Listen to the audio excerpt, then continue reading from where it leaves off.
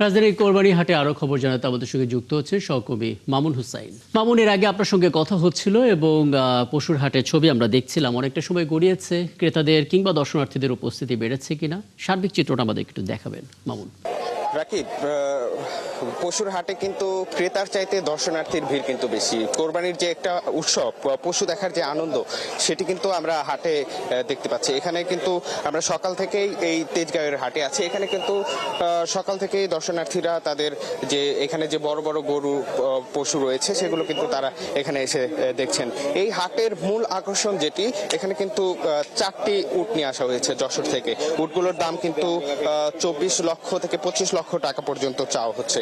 এছাড়া এই হাটে কিন্তু আমরা বিক্রেতাদের সাথে কথা বলেছি। তারা আমাদেরকে যে বিষয়টি জানিয়েছেন যে তারা আমাদেরকে বলেছেন যে এখন পর্যন্ত সেরকম ক্রেতা হাটের উপস্থিতি তারা দেখতে পাচ্ছে না, তবে দু একজন আসছেন, দাম বলছেন। তারা বলছেন যে ঈদের 2 দিন আগে মূলত তাদের গরুগুলো বেশি বিক্রি হবে। আমি একজন বিক্রেতার সাথে কথা বলতে চাই।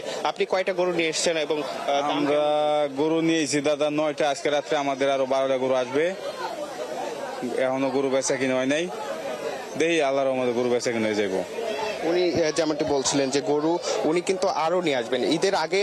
এই হাটে কিন্তু আরো গরুর উপস্থিতি আমরা দেখতে পারবো বলে তারা আমাদেরকে যেটি বললেন। এছাড়া এই হাটে কিন্তু আইন শৃঙ্খলা বাহিনীর সদস্যরা রয়েছে যাতে করে যে কোনো ধরনের অপ্রীতিকর ঘটনা এড়ানো যায়। এছাড়া এখানে কিন্তু মেডিকেল বুথ রয়েছে। কোনো গরু যদি অসুস্থ হয়ে যায় সেক্ষেত্রে তারা কিন্তু সেই গরুগুলোকে ট্রিটমেন্ট তারা দিচ্ছেন। আমি একজন চিকিৎসকের সাথে কথা বলবো। আপনি আসলে এই হাটে কি কি দেখছেন? যে এই হাটে হচ্ছে আমাদেরকে পরশুদিন থেকে নিয়োগ দেওয়া হয়েছে। তো আমরা এখানে তাদের প্রাথমিক চিকিৎসা থেকে শুরু করে তাদের কি কি অসুবিধা হচ্ছে ইনস্ট্যান্ট যে কোনো সময় 24 আওয়ার্স সার্ভিস। আমাদের 2জন ডক্টর রয়েছেন 2 শিফটে। তো প্রত্যেকেই যার যখন যেটা লাগতেছে মেডিকেল বুথ রয়েছে আমাদের, ইনস্ট্যান্ট ওখানে যাচ্ছে, আমাদের অ্যাক্সেস পাচ্ছে।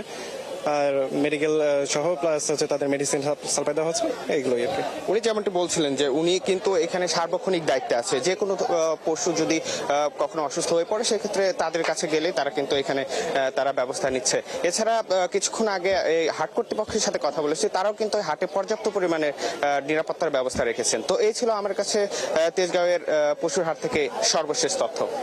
অনেক ধন্যবাদ মামুন হোসেন, আপনার মাধ্যমে হাটের পুরো ছবিটা দেখতে পেলাম। নিশ্চয়ই পরবর্তীতে আরো কথা হবে আপনার সঙ্গে। সহকর্মী মামুন হোসেন যুক্ত হয়েছিলেন রাজধানীর কোরবানির পশুর হাট থেকে, বলছিলেন।